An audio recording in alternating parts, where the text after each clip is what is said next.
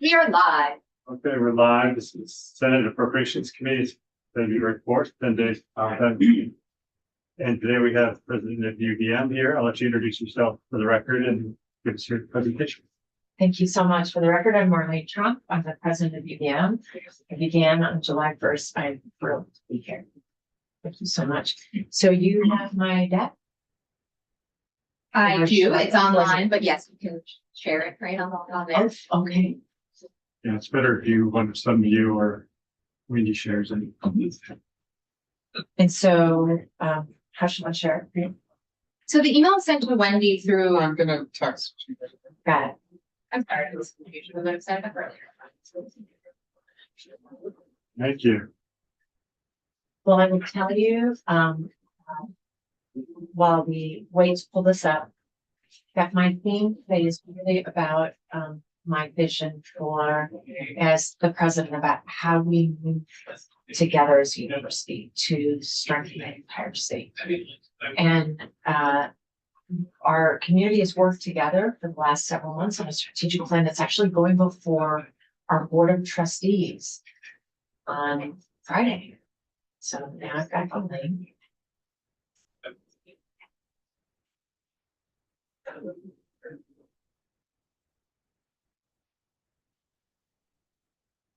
Senator Bruce, why don't you wear one of these for UVM pins? I don't wear any pins. Oh, you have no pin Oh. policy? You know, like, Senator Weeks has been Yeah, yeah. promoting. Similar to that for the Senate. Yeah, I don't know. I, my first couple of years, I was trying to wear all the pins and failed miserably. So I just adopted a no pin policy. Nice pin. Nothing against my love for the universe. Well, yeah, that's fine. I'm afraid I had this problem in the last community. The Wi-Fi signal isn't strong enough for me to. That's okay. How about I just share it for you? Okay. Thank you so much. I appreciate that. I can't actually see the choose at this screen. I can get it. Thank you. So you're much. going to work off of your deck, the 16 page. Yes.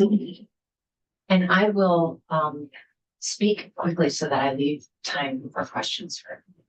So please forgive me if I'm talking fast. Thank you so much. I appreciate it. May I ask your name? I'm Ellen. Oh, thank you so much. All right, next slide, please. Oh, too many. Sorry. Okay, so as you all likely know, we are Vermont's land grant university. And as a public university, as a land grant university, we're so proud that the Land Grant Act was written by Senator Justin Wall, senator from Vermont, signed at a period of great strife in our country during the Civil War by President Lincoln. And so as we are in another period of strife in our country, that notion that when you are going through strife, committing to education is a way to secure the future of the nation is something that I have thought about a great deal. This gives you just a sense of the figures in terms of the number of students that we serve. And I'm going to break that down in just a moment around Vermonters as well. Next slide, please. We have an extraordinarily broad range of offerings, and that's because we're a comprehensive research university. So we're able to reach across bachelor's, master's, doctoral degrees. We have pathways for people to move quickly through a master's. And we also have certificates and micro-credentials that make it easy for someone to upskill who's currently working. But we are the university that's there to provide all that full range of degree programs. And that's, people think of the land grant and they think about ag. That's a big part of what we do, but so much more. We do healthcare, we do engineering, academic curricula that is broad and wide so that people can be prepared for any future. And in fact, in a world of AI, giving people humanistic and social scientific preparation is key. In fact, I was at the conference board, which is Fortune 500 CEOs and a handful of university presidents. I got to appear at this board. And what they were saying is we've got to hire more people with those humanistic and social scientific backgrounds because that's going to be the differentiator. AI is going to do a lot of the technical work that we've done in the past. So that comprehensive university background gives us the opportunity to really prepare people for a complex future. Next slide, please. We are also really proud of the fact that we have nearly 4,000 Vermont students, and that 32% of our Vermont students are Pell eligible. Now, what that means is that the federal government deems them socioeconomically disadvantaged. And so it is a way for us to change not just an individual's life, but the lives of the whole family. My dad was a coal miner and a Toronto miner, and we had no college experience in our family background. And the opportunity for me to go to college didn't just change my life, it changed the trajectory of my whole family. So we're really proud that we're serving those Pell eligible students. 18% of those UVM undergrads that come to us are first gen, which means it's a complete transformation in their families. That's a good question about the Vermont students. Yes. So that's just over 30% to do the math correctly. Do you have a goal, or does the university have a goal for the number of Vermont students, or is it just ebb and flow based on the applications? No, in fact, our new strategic plan has 4 pillars. Now it will be, we can't call it official until it's approved by our trustees later this week. But they've all vetted it and previewed it. We've had conversations with all of them, so I don't anticipate problems. But there are 2 pillars that are intimately related to our Vermont students. The first one is about access and success. How do we get more students who haven't thought about college as an option for them in the doors to the university and help them be successful when they get there? And the third pillar is about our land grant mission, which is serving the state of Vermont. And so for us to really, we are going to develop tactics and metrics for each one of these pillars and all the strategies associated with it across the entire university in every unit. So we'll be able to measure what's making an impact and how we're getting more of those students in the door for us. So we haven't developed those metrics yet. We'll do so, get this approval. I'm really excited to engage. So you're not trying to goal, like we want to get at least 50% of our student body to get this Vermont. That's what we'll be determining in the Wiggins plan being created. And my goal is to increase the number of Vermont students that we have at the university and to make sure that we have, that every student who desires a UVM education doesn't have finances as an obstacle, doesn't imagine they don't have the chance or don't belong, because we are Vermont's public land grant, and that's a part of our mission. If I hear any complaint on UVM, that's the complaint. And you know, this is a big part of why that feels to me like it's missionally, that a big part of what we need to do next, and that's why it's such a significant part of our strategic plan. Great. And the next slide, if you will, Al, is intimately, yes, this one is intimately related to this, which a lot of people don't realize, that if your family earns less than $100,000 a year, you can come to UVM tuition free if you're a Vermonter. And so, in fact, when I met Senator Sanders, he said, "Is there anything I can do for you?" And I said, "Please help me publicize this so more Vermont students are aware of this opportunity." And he did. He tweeted about it, and he's asked me to do a town hall with him so we can make more people aware of it. 48% of UVM Vermont undergrads attend tuition free, and that's from our budget. That's not scholarship dollars that we're taking in. That's from our budget to support those Vermont students. So, and more than half of our state funding, our appropriation, goes directly to Vermont students and their scholarship aid. And the next slide is a really interesting one in terms of what this does for the state. So as you all are aware, we have an upside down demographic, and that makes the work you do as legislators challenging. It's challenging in terms of healthcare, it's challenging in terms of workforce. And as we've hit the demographic cliff, and some of you may have heard about that, this year was the last year that student populations in K-12, so the students who graduated this year and came to school, the last year that number was increasing.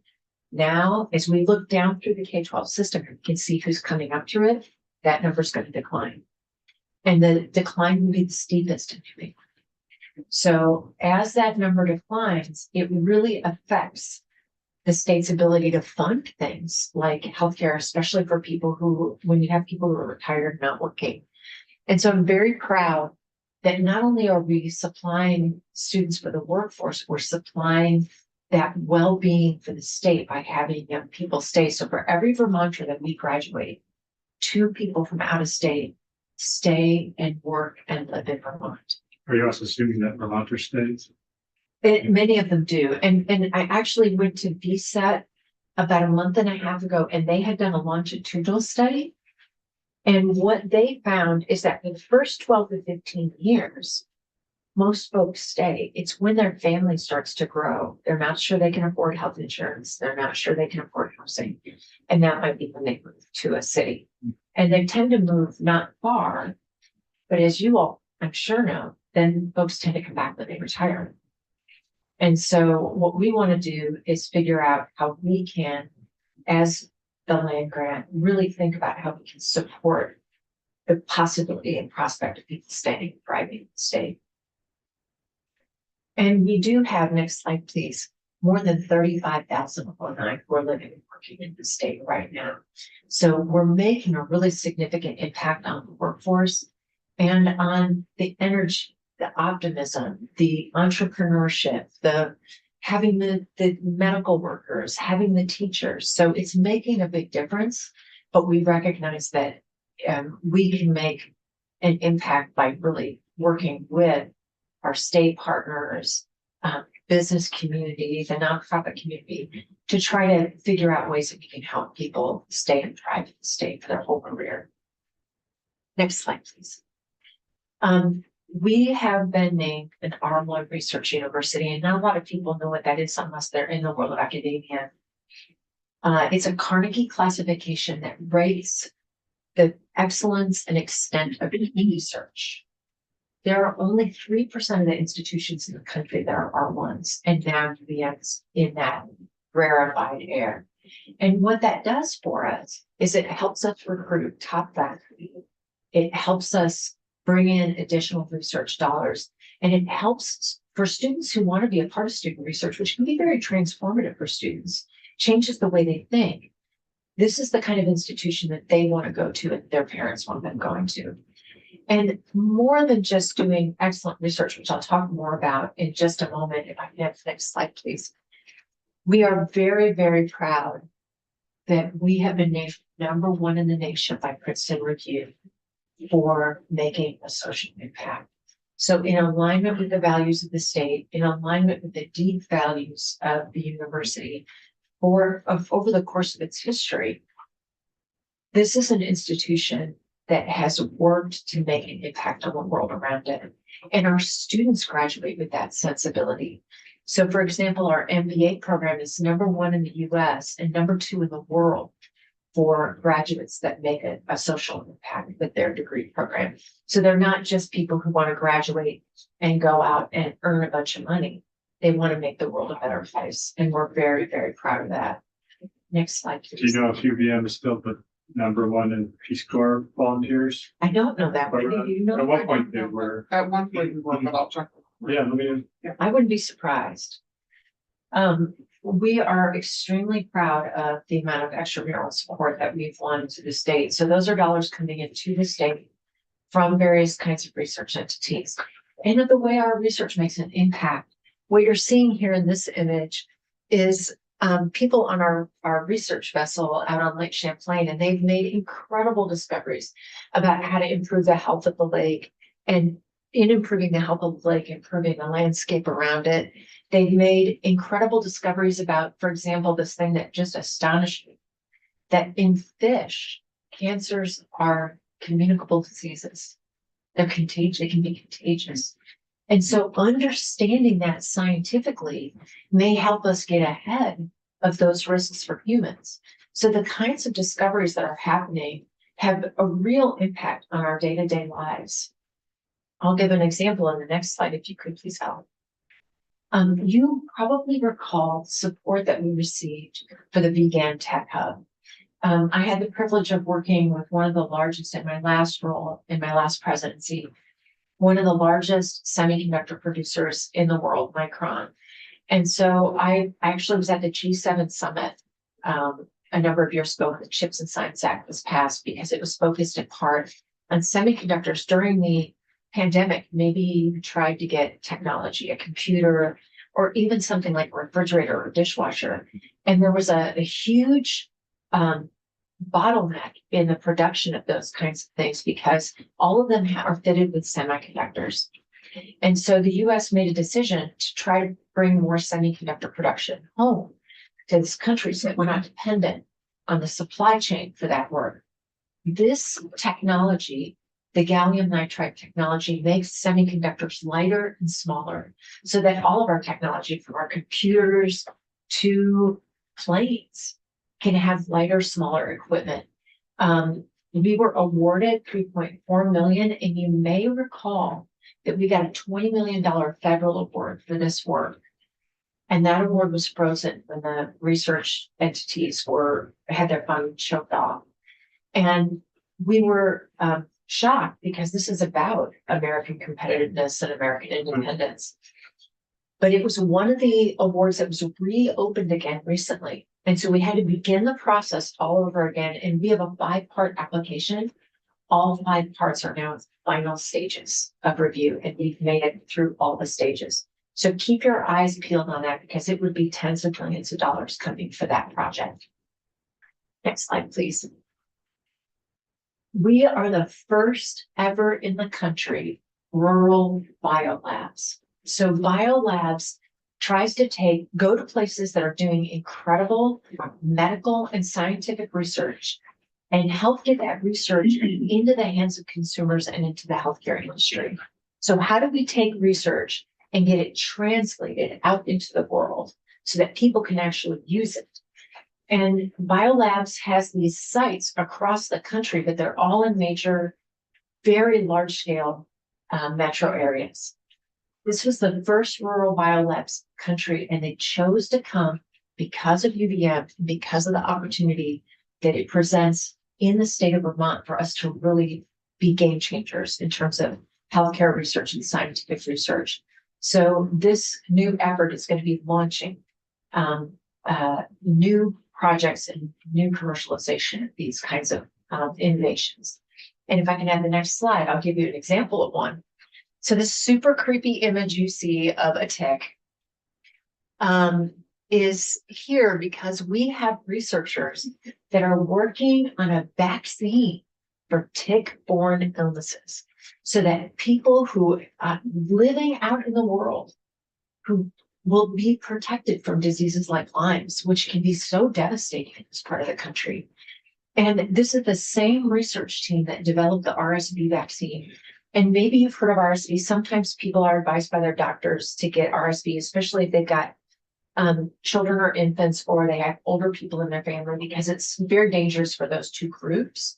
A person who's in the middle of their life may just experience cold symptoms.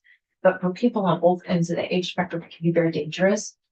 That vaccine has reduced hospitalizations globally for RSV for infants by 80% since its introduction. Phenomenal outcome. Next slide, please. But we're not just doing healthcare research. We're getting people out into the healthcare industry in the workforce. And I'm so proud to share with you that we just got a $16 million estate gift that will help us scholarships Vermont students for nursing so that we can cover the costs and expenses of their education. So we're churning people out into the workforce in healthcare, and we recognize too the role that we have to play in rural healthcare. And I'll speak about that on the next slide. So these are our requests for this year, and they are in alignment with the governor's budget proposal. A 3% inflationary increase to the general fund appropriation that would allow us to continue to support need-based student aid for Vermont students. Fund the tuition discounting for Vermonters at our College of Medicine, and many of our College of Medicine graduates stay and practice in Vermont. And we're nationally recognized producers of rural healthcare specialists. And then 3, to support UVM extension programs across all 14 counties. And the third pillar of that strategic plan speaks explicitly about the way in which extension needs to be a model for how we reach across the state, the state in every area of the university. The second request is for $1 million a year for 5 years to support the UVM Cancer Center. It's especially designed to support care in rural communities. My sister is receiving cancer care at UVM Health right now.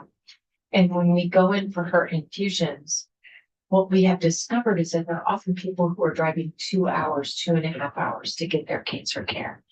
And that may be for regular appointments. And if we can even take some of that burden off of those families, I think that would be tremendous. And that's what that cancer center care is designed to do.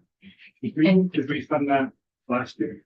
No, If you asked for it. yes. It's this been is the third year. we're asking. Up there, that's, Yes, that's what we're hoping. And the final request is for our multi-purpose center. So this was Governor Scott's support was about the capacity it has to make an economic impact on the state. So you may recall that he mentioned this in the economic portion of his budget remarks. I think of it as not just being about economic impact, the shows or concerts that we can do there, but also outreach across the state. I think about those young Vermonters who, like myself, are first generation, grew up in rural communities like I did, who don't imagine college as a place that's made for them. And one of the things I had the privilege of doing when I lived in Idaho was I ran a facility like this one that had events, that had hosted state championships of basketball, that hosted programs for youth. And for many young people across the state, the first time they stepped foot on a college campus was when they came to Disney on Ice. And if we can get people onto the campus feeling like it's their community, it can make a tremendous difference for them. So the multipurpose center is designed to support wellness, to support it, to be one of the largest indoor venues in the entire state, and support programming for everyone in the state. So I'd be happy. I wanted to talk fast so I could leave time. You have a location Any for it? questions? Yes, and in fact, the history of this project is that it was approved by the board, it was funded, they began work on the project, they poured the foundation, they bought all the steel, it's sitting in a warehouse near campus. Pandemic hit. It stalled the work when we were not able to, when the governor suspended all construction. And then when we were able to go back and work again, the cost had escalated so much that the university couldn't fund it. And so in addition to the governor's support, we had 2 generous donors come forward. So many of you will know Rich Tarrant, who recently passed away. His sons have generously committed $15 up to $20 million of that estate to help support this. And Chuck Davis has said he will match whatever the Tarrants put in. And the project cost has escalated so much. The original cost estimate was $100 million. We set out to complete the project, invested over 70 million in the project. Now the costs have escalated so much, it's still $101 million to finish the project. Addition. Yeah, on top of the original amount that we've already put in. So, right. Does the plan include finishing, it sounds like a whole separate complex, but it's not. No, it would Finishing just the complete the, dot and everything. right. So it would be all of the projects that were anticipated in the space that's now Patrick Gym. Yeah. Would be a wellness facility for our students. And our student government has actually come forward with a resolution to ask us to complete this project because they want to have that wellness facility. What does that mean? It will have meditation center, yoga center, opportunities for physical fitness. And this program that I just mentioned that I went to where there were all these Fortune 500 CEOs, there were 3 presentations across the course of that day that I was there. where they talked about the role that wellness is playing in people's success professionally, academically, that this is now what we understand to be critical. And the students want this. We saw a huge decline in student well-being in the wake of the pandemic. It affected young people differently than it did people my age. In fact, when my son said that to me for the first time, I thought, dude, you don't have a job where you're trying to support a family. But the data bore out his critique in ways that surprised me. It affected our young people more than anyone else. So it would have the wellness facility. It would upgrade and remodel things like the gut, and it would make the whole facility much more amenable to having events for the state. Right now, it's the most beautiful high school gym in the state. Right. And it would be the same location. Same location. And there's a space in between Patrick and the gut that already has the foundation forming that we had the steel forming that would expand both and enclose the space between. Senator Bruce. I was just gonna point out, and the governor mentioned this in the speech, the place that the governor is thinking this comes from is the higher ed trust fund. So not the general fund, but from windfalls that have come into the higher ed trust fund. Doesn't make it a simple discussion, but much simpler than if it was coming from the general fund. And so with the two pledges you have, that sounded like 40 million or so. And then this 15 million, does that mean you still have a ways to go to get to 101 million? That's right. But I already have a few other commitments that have not been, I don't have the ink on the bottom line. And I'm actually leaving the state to travel to visit a group of alums who are eager to help raise the rest of that money. And my goal is to fundraise all the rest of it. Because if I fundraise all of it, then what happens, I don't need any student fee from the student scholarship debt financing. So it takes the burdens off the students to complete the project.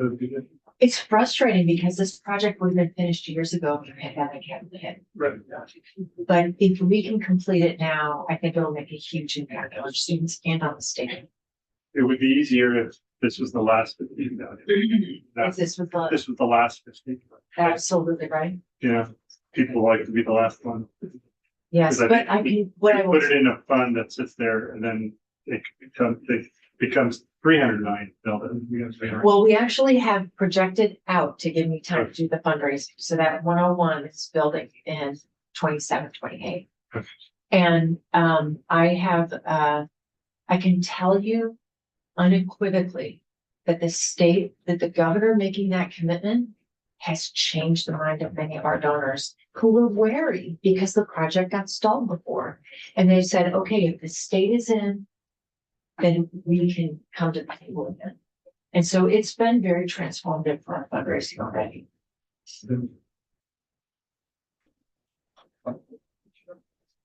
And the other handout you had, or the other thing, is that just more stats? It's the data, it's some of the data that was included, but it also gives a little more Vermont data. So that what we called our one sheeter. Okay. And Updated version of what we know.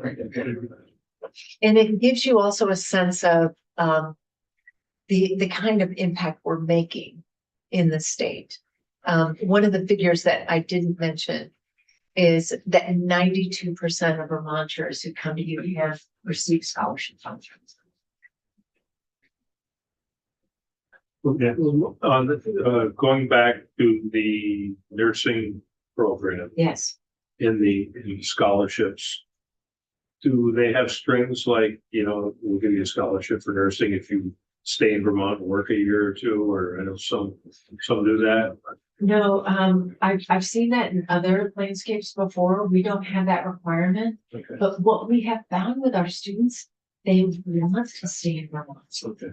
And what we had to do is make it easier for them to do that. And so I think, for example, the initiatives that we're working on to help increase housing accessibility for people, that's going to make a huge difference for students that want to stay. I think that's a big part. Okay, any other questions? Well, welcome. Thank you. Thank you for taking the job. Thank you for having me here today. I'm very honored to be here and I'm very grateful for your service.